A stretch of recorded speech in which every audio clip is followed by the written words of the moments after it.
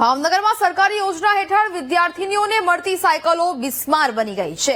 સિંધુનગર વિસ્તારમાં આવેલા રાયકવાડ બ્રાહ્મણ જ્ઞાતિની વાડીમાં હજારો સાયકલો ધૂળ ખાતી જોવા મળી। સાયકલોની હાલત જોવા સ્પષ્ટ થાય છે કે તંત્રએ વિતરણની તસ્દી પણ નથી લીધી અને આખા ચોમાસાની સિઝનમાં ખુલ્લામાં ટાંક્યા વગર પડેલી સાયકલોમાં કાટ લાગી ગયો છે। કરોડોનો ખર્ચો કરીને સરકાર વિદ્યાર્થીનીઓને સાયકલની સહાય આપે છે, જેથી દૂરથી આવતી દીકરીઓને શાળાએ પહોંચવામાં સરળતા રહે, પણ વિતરણ માટે આળસ કરતા તંત્રના ઉદાસીન વલણના લીધે વિદ્યાર્થીઓને સાયકલ મળતી નથી અને પડી પડી ભંગાર બની જાય છે। સંવાદદાતા રાજુ ફોન લાઈન પર જોડાયા છે। રાજુ, ભાવનગરમાં સરકારી યોજના હેઠળ વિદ્યાર્થીઓને મળતી સાયકલો બિસ્માર હાલતમાં જોવા મળી રહી છે, શું મામલો?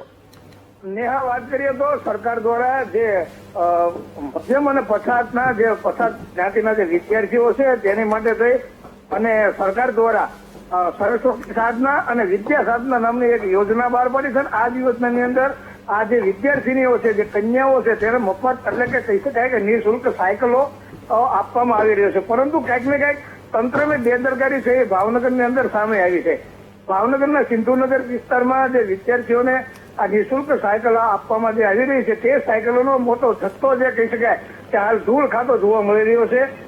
હજારોની સંખ્યામાં આ જે સાયકલોનો જે જથ્થો છે તેની ઉપર ધૂળ જામી ગઈ છે અને જે સિંધુનગર વિસ્તારની અંદર રાયકવાડ બ્રાહ્મણ જ્ઞાતિની વાડીની સામે આ સાયકલનો જથ્થો જોવા મળી રહ્યો છે। ત્યારે ત્યાં ચોક્કસથી કહી શકાય કે તંત્રની બેદરકારીના કારણે આ વિદ્યાર્થીઓ સાયકલોથી વંચિત રહે તેવું લાગી રહ્યું છે। જી નેહા।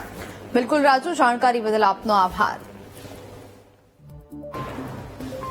બિલકુલ, તો જે પ્રકારે હવે અનેક પ્રશ્નો પણ થઈ રહ્યા છે, સરકારી સહાય છતાં વિદ્યાર્થીનીઓની સહાય કેમ છે? આખરે આ સાયકલોનું વિતરણ અત્યાર સુધી કેમ નથી કરવામાં આવ્યું? સરકારે આપેલી સાયકલોનું કેમ વિતરણ હજી સુધી નથી થયું? કરોડોના ખર્ચે અપાયેલી સાયકલો કેમ અત્યાર સુધી કાટ ખાવા માટે મૂકવામાં આવી છે તે પણ પ્રશ્ન થઈ રહ્યો છે। શું વિતરણ માટે તંત્ર પાસે સમય નથી? તેવા અનેક સવાલો હાલ તો ઉદ્ભવી રહ્યા છે। ધૂળ ખાતી સરકારી સાયકલોના આ સમગ્ર દ્રશ્યો સામે આવ્યા છે।